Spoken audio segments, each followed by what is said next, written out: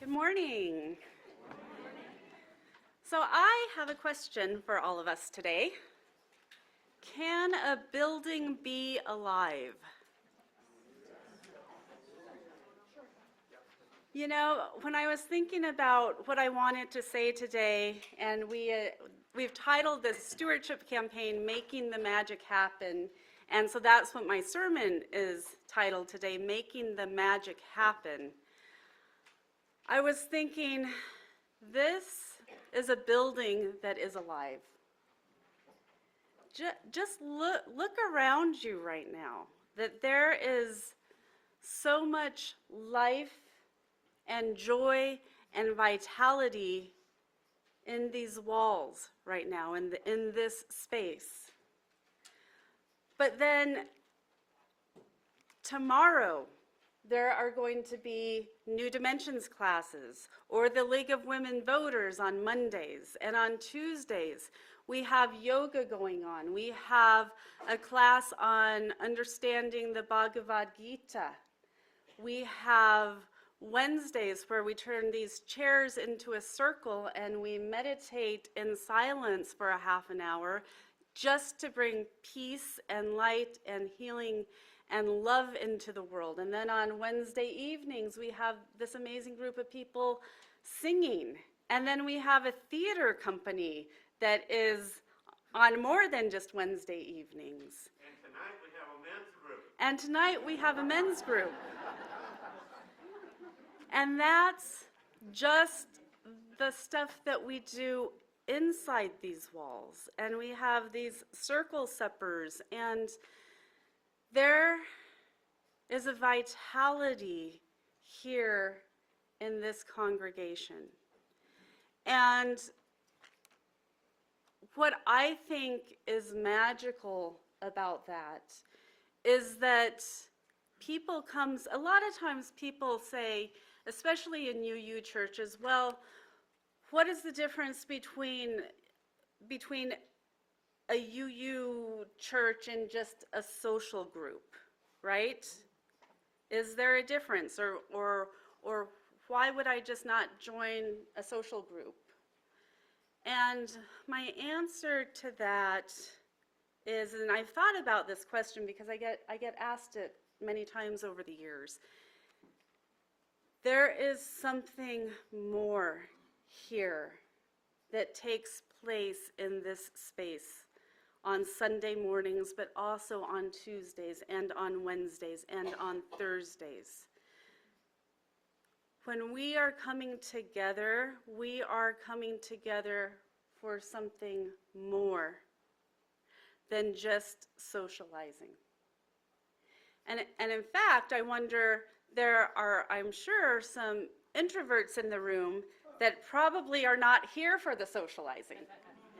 And yet you're here, and then you're gonna go to that little introvert escape hatch as soon as you can. So what is the difference?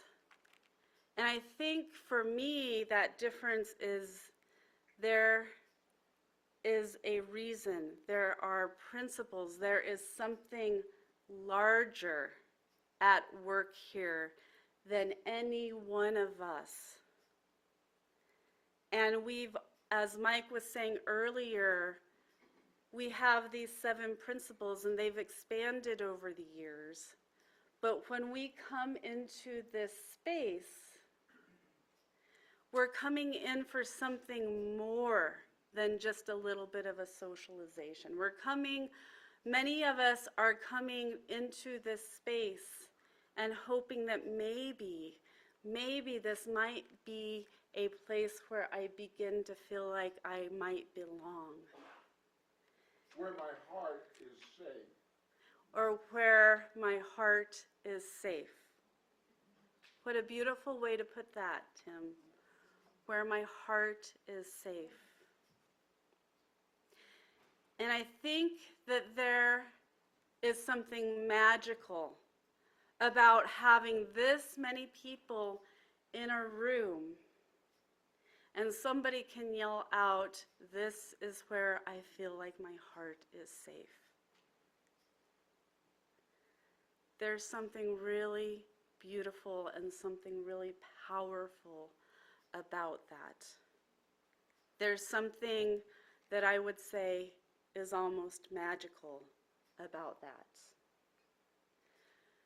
And so every time, about this time of the year, we take the time to celebrate who we are as a faith community. And there is an invitation for us to think about, what is my unique role in this community? And, you know, throughout the years in UU churches and many churches, most churches, you know, they have stewardship campaigns. It's basically, how do you figure out how much money you're going to bring in to figure out how to budget for the rest of the year.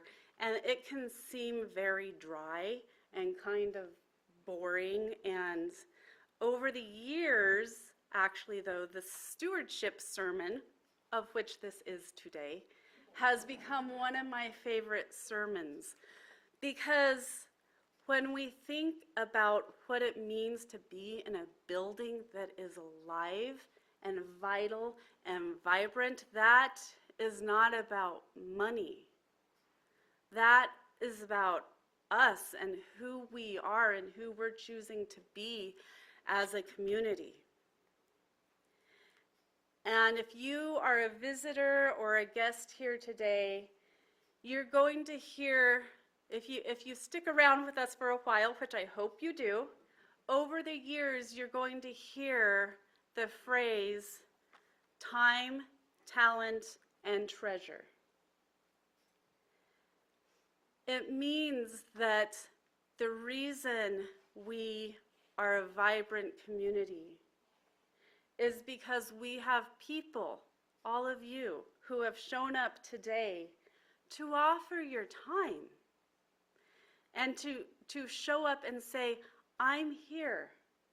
I'm going to give my time to something that I may or may not quite know what it is yet, but I'm finding enough value in it that I'm going to show up with my time. And then every single one of us has talent. And we may not think of the talent in a traditional way, like this amazing choir over here, every single person singing has this beautiful, talented voice, and we have this amazingly talented music director. And talent is more than just what we can always see, right? Some of us in this room are probably really gifted with numbers. Some of us know how to fix a garbage disposal. Some of us know how to look around and notice, oh, there's a crack in that wall, or we need to like get some hair off of these chairs. That's a talent, right? And then there is also treasure, right? And that is the financial part of it, of how we actually pay the bills in a world that requires money and bills to function. But it is a tripod, right? None of these work without that beautiful trinity, so to speak, of time, talent, and treasure. You can have all of the money in the world, and we could have somebody donate millions of dollars, but if there's nobody showing up with their time or their talent, all of that treasure doesn't really mean anything. And we can be the most talented people in the world, but if we haven't figured out how to organize and become financially solvent as a community, then we have no place to be, and we don't have a building that's alive. And if nobody shows up, then I'm talking to myself. And I mean, I do talk to myself a lot. I remember a few years ago, I don't know what I was doing. I was walking around the house, probably working on a sermon, and I heard this little voice from upstairs that said, "Mommy, talk to somebody who's here." I didn't even realize I was talking, but I like not having to talk to myself, right? Like, this is nice. The time, talent, and treasure. And I remember a few years ago, and I probably share this story almost every year, but a number of years ago, I remember in that coffee hour area back there, I had a person that came up to me and she said, I don't really have any money, and I don't feel like I have any talent. I'm not nearly as talented as all of these people, because we have a tendency to look around us and think that we're somehow less than, which we need to just stop doing. Don't do that to yourself. But I remember looking at her, and in all genuineness, I was like, but you are here every single Sunday. You are here, and I see you say hello to people and smile at people and help new members and visitors and guests feel welcome. That's everything. That's everything. And so when we think about, well, what do I have to offer? Every single one of us has more to offer than we think. And I've also said, you know, in a faith community, it's a community, right? There are going to be times in your life when you feel like you may have been knocked down and you're like, I am just barely breathing. I don't have anything to offer. And that's why the rest of us are here to say, you don't have to offer anything. We're here for you. And then you know what? Life happens, you feel better, somebody else gets knocked down, and the community, and now you are part of the community that is helping somebody else stand up. Time, talent, and treasure, and that's the magic of a faith community that is living into its highest ideals. And when a faith community actually is living into its highest ideals, it's magical, it's vibrant, it's alive, and it's beautiful. And it's more than just a social group. And if you feel the need to have a place to be social, to connect, be part of a group that is social, you can find that here too. It's a both and.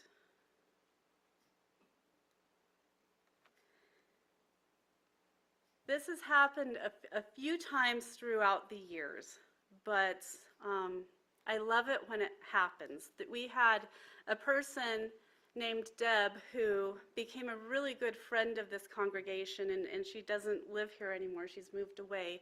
But she was kind of intuitive. She was a little bit of a psychic. She could kind of see energy and auras in a way that some people can and some people can't.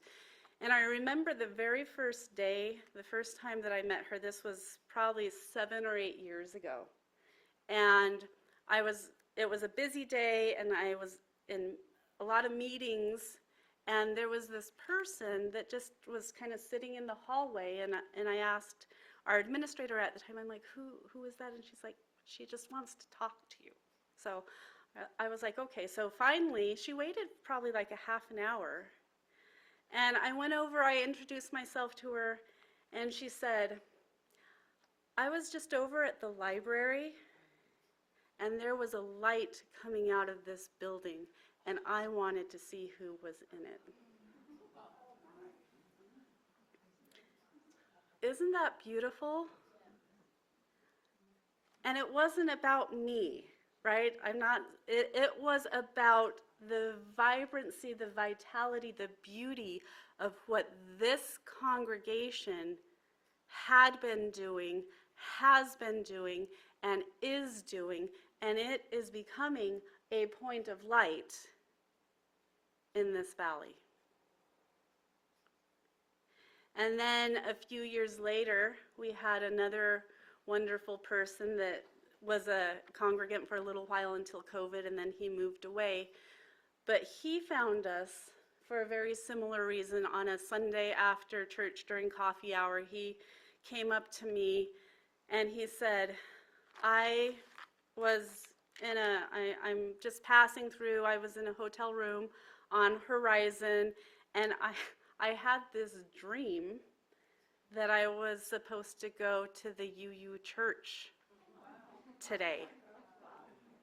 And he said, what you said was exactly what I needed to hear. And he became a friend of this congregation for a few years. That is kind of magical. And that is what happens when we come together. And it's an honor. I think I can say with confidence that this congregation, and I was going to say little congregation, but we're not so little. Like, look how much power is in this room right now. This congregation is known in the valley. It's known. And I hope it's known in a good way. I think it is known in a good way. And I'll just tell one more story. For those of you that have been here for a while, occasionally you might have seen my son Nathaniel throughout the years, but not a whole lot because he graduated himself away from the UU church at about age 10, and it was like, pick your battles, right? But he, years ago, was, he's a lifeguard, and he just loves being a lifeguard, and they were talking about closing the Orchard Mesa pool, and so he was part of a group of teenagers at the time that was trying to organize to save the Orchard Mesa pool. And they went to a meeting, that government meeting, what is it called? City council meeting. And afterwards, there was a guy that came up to him and his friends, kind of an organizer, and said, your heart is in the right way, but I want to give you some free tips on how to organize in this valley. And so he met with these kids for an afternoon. And one of the things that they were doing was, it was called power mapping. They're like, who are the places of influence in Grand Junction in the valley? And people were saying the UU church. And Nathaniel was like, the UU church. People were like, does anybody know anybody at the UU church? And Nathaniel was But he was reintroduced to us in a different way because he had shut down what his mother was doing. Because that's what you do when you're a kid or a teenager. They don't pay attention. They don't pay attention. I mean, Danny, not too long ago, my daughter, my 18-year-old daughter now, she texted me from Fort Collins and said, Mom, what do Unitarians believe?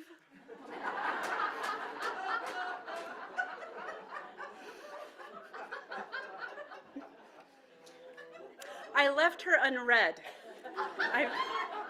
That's also a term that I've been given from my teenagers. Don't leave me unread. Well, that one got left unread. I'm like, I'm going to just let you figure that one out. But anyways, as we think about who we are in this valley, as we think about who we are as individual Unitarian Universalists, as we think about who we are as Americans and citizens of the world, if you are looking for a place where you can bring your authentic self, where you can bring your righteous indignation and anger at what we see in the world and know that it will be acknowledged and addressed and not swept under the carpet. If you have some time, if you have some talent, and if you have some treasure, then I invite you to stick around a little bit and help us make this magic happen.